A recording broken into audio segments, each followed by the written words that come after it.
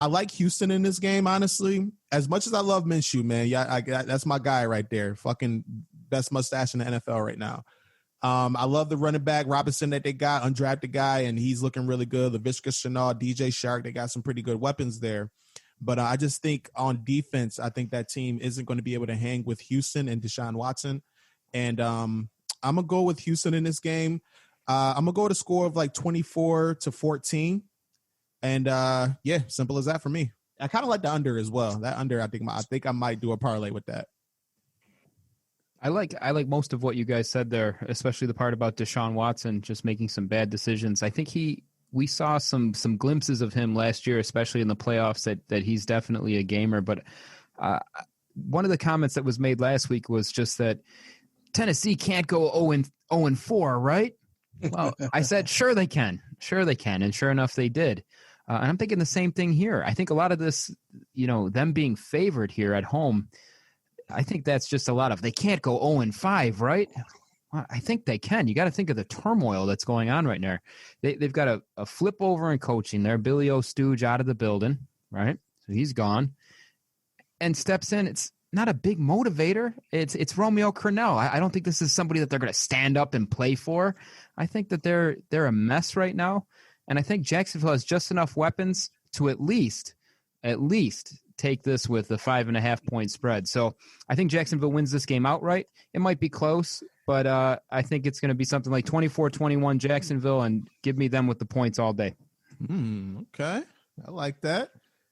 Hey, man, Houston got better with one single move. That's all I got to say. They're a better team this week than they were last week. That's probably true, but they made too many bad moves with Billy O'Stooge at the helm to make up for it. So I think they're in trouble, man. That's a terrible team right now. All right, guys, moving on. Next game on the slate here, Arizona possibly traveling to New York. I haven't heard any word on this one. I guess a player had tested positive and was placed on the list, and then I guess it came back negative again. So I guess the game is on. But Arizona right now is -7. Over under is 47. Reuter? This is a good one for me. I think that the Cardinals were kind of the darlings of the league for a minute, right? In my preseason preview, I said that this is one of the most interesting teams to me out there all year, and so far they've proven, if nothing else, to be very interesting. At 2-2 so far, they've looked great and they've looked pretty terrible. The thing that I like about this game is I think the Jets are going to look way more terrible. I think Adam Gase is currently I see your face. What? Go ahead. Way more terrible. I ain't gonna let you go ahead. Okay. All right. I thought something was coming there. I think the Jets look more terrible. I think that they are about as much as the team can bottom out. I think the Jets have bottomed out via injury, via coaching, via roster construction. I'm not as big a Darnold fan as most people are. I don't see it, right? Because everyone keeps saying this kid has all the talent. And the one play that I've seen him make is with his feet, which is not what he's known for. He had that, 40-yard scramble where he carved up a defense that was kind of fluky in and of itself. It was ugly, too. It wasn't a pretty run. It wasn't a pretty athletic run. He kind of bumbled and stumbled for 40 yards. Rumbling. Are you saying that I made that 50-yard run? They called it a fake slide. I'm not sure that was a fake slide. That to me looked like he was just bumbling inside. I didn't see a fake slide. It looked like he slipped. There was nothing premeditated about that at all. I think the Jets are terrible. And I think that although, again, I said it last week, I'm not completely sold on Kyler Murray. I think that the Cardinals win this game by more than 7.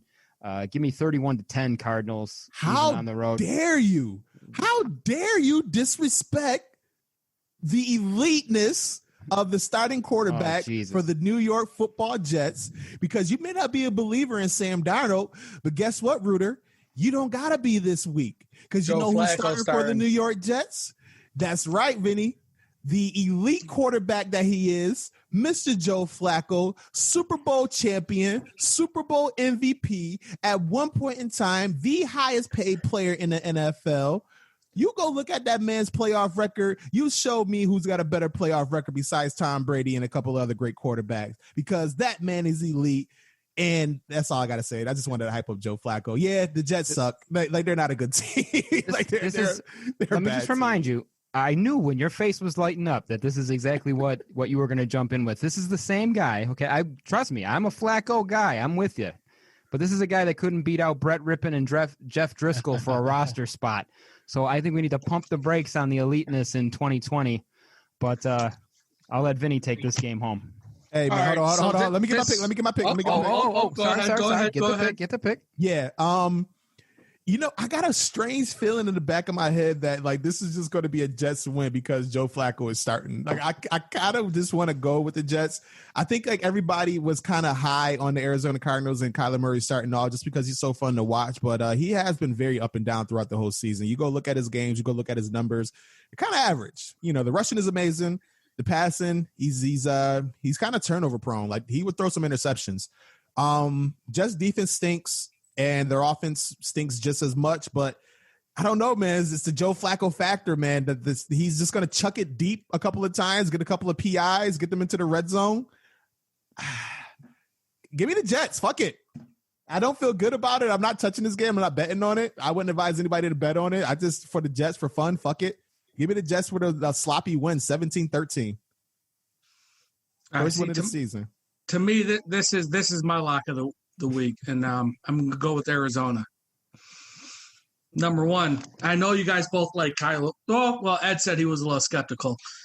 I haven't watched a lot of Kyler Murray, and I'll tell you why. Because I watch football games with my dad, who is a die-hard Oakland Athletics fan. And you might not know this, Bryce, and I'm not sure Ed will, but Kyler Murray was a top 10 draft pick by the Oakland A's in the MLB. And my dad is bitter that they wasted that draft pick on him. And so I can't put them on the TV without him having an issue with it. Ooh. So I have that in addition to, I don't have any Cardinals on my fantasy teams. But the reason I like the Cardinals is about twofold. Number one, the defense. That defense has had 4, 3, and 3 sacks in the first 3 weeks. They didn't have any sacks against Carolina. They played Teddy, who was a quarterback who could get out of the pocket. That is not a trait that Joe Flacco has, which tells me Joe Flacco is going to get sacked 4 or 5 times. Yeah. Joe Flacco is going to throw 1 or 2 or 3 different picks. That's just what's gonna happen. Joe and Flacco Ed knows this. I am a bit 1 or 2 or 3 deep balls as well. Book it. To who? I don't know. They got no receivers. Arizona's gonna sack them. Arizona's gonna sack them 4, 5, or 6 different times. You could lock that up. They're gonna get a couple picks, and I think Arizona -7, I think there's a little recency bias because they played a little bit bad last week. And I think this line should be a lot higher. I think you're going to start seeing the Jets as double-digit dogs here on and here out, regardless if they're home or not. And this is the first game that's going to really prove it. Okay, there it is. All right, guys, let's move on. Next game on the slate here, Miami traveling to San Fran to take on the 49ers. -9 for the Niners, and over-under is 50.5. If y'all might, I would like to take this one. Or Ruder, you want to go first? This is your team, man. Yeah, I'll keep it brief because I think that Garoppolo comes back this week, if I'm not mistaken. Yes. And I think he gives it to the Dolphins. I have not been impressed with the way the Dolphins played at all. I mean, trust me when I tell you, I am a jaded-ass Dolphins fan right now. I just don't like the direction that the team's going. I think it's going to be very, very soon when we see Tua coming off the bench. I think he's gonna play as soon as against the Jets. I think that we've got back-to-back games coming up against the Jets, and that's when you're going to see Tua kind of ease his way into the NFL life. I think this is a pretty easy call. I think San Fran at home is going to be very tough, especially with Garoppolo back. They're coming off that embarrassing loss against Philadelphia last week. There's no way they let it happen again at home against Miami. I think we get blown out this week, and it's going to be ugly, and I'm calling it like 32-10. It might be one of my locks of the week. It's up there. I think the Niners dominate, and that's all I've got to say on that one, so take it away. Yeah, I'm going to just agree with you. I haven't been impressed with the Dolphins. I'm kind of just looking forward to seeing Tua on the field at this point. Yeah, I'm going to go with what you said, Ruder. The Dolphins blown out. San Fran, Jimmy G is back. 34-13. Yeah, I don't have to. I mean, I'm kind of a little jaded with the Dolphins as well. How come they're not feeding Gaskin and that tight end a lot more, Gesicki? Yeah. You know, I'm kind of weird. San Fran has a lot of injuries, but they are the definition of next man stand up because Debo went out and that Ayuk is electric with the ball. I'll be honest with you. With the ball in his hands, there might not be someone better in the league right now. This young kid, that 40-yard touchdown he had last week was extremely impressive. He reminds me of Debo Samuel. He reminds me of what we were seeing from Debo last year. Yeah. So you have Debo, you have Ayuk, and then Mostert's coming back, who's really explosive with the ball. I love McKinnon; he's explosive with the ball as well. They could just put it on you really quickly. But Miami, again, which kind of makes me a little apprehensive, is Miami has that talent on the offense too. Maybe not as fast, maybe not as get your ass quick. But this number 9, that's a big number. But I do, gun to my head, like you guys said, I'd have to go with San Fran. Yeah, pretty much. All right, guys. Next game on the slate here, we got New York football. Excuse me. I'm sorry, Reuter. The New Jersey Giants traveling to Dallas, and I fucked up on the Jets as well. The New Jersey Jets. Okay, but this time we got the New Jersey Giants traveling to Dallas to take on the 1-3 Cowboys after that just debacle last week against Cleveland. Ugh. Right now, Cowboys are favorite -8.5. Over under is 53.5. Vinny, you want to go ahead and take this one, man?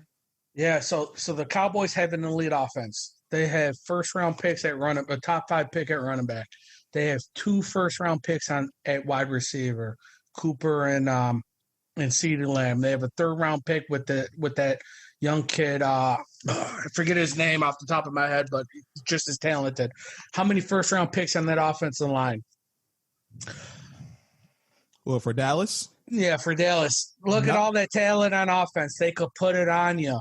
But how much talent, what draft capital do they have in that defense?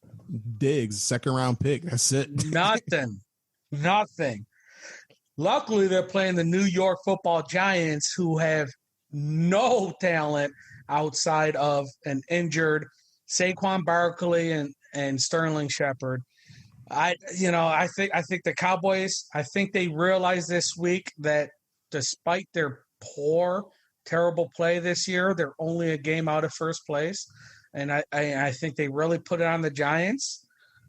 And I think they easily cover this 8.5. As much as I like Daniel Jones, he turns over the ball. And Dallas can pressure you with their top 7. Although, again, I think they made a terrible mistake by drafting Zeke over Jalen Ramsey and then taking that kid from Notre Dame over Derrick Henry in the 2nd round. So essentially they could have had Jalen Ramsey and Derrick Henry, which I think would have made a huge difference in that team entirely. But it is what it is, and hindsight's 44 or 2020. So I got to take Dallas 8.5, and I think they make it a statement game just because it's a division rival. So I think you see like a 41-3 game, something huge. Damn. Okay.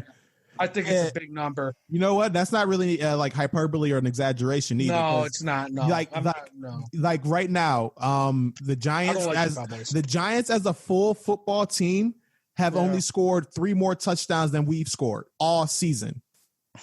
And we haven't played a game yet. You know what I'm saying? So that's ridiculously bad. As bad as this Cowboys defense is, they're banged up. Like they just announced Tyron Smith, he's out for the season. They already lost their right tackle on Collins. He's done for the season. So they have a patchwork offensive line, but I don't give a fuck This their Giants problem's team, not offense. Yeah, this Giants team is terrible. Like I don't know, they're not good anywhere. Like there's not a position, especially with Barkley being out now, there's not a position where they're good. And I think the Cowboys just blow them out. They better win this game. They better win. They better win big. I like your score, Vinny, honestly, man. I like like a 40 point to fucking 6. I give them 6. I give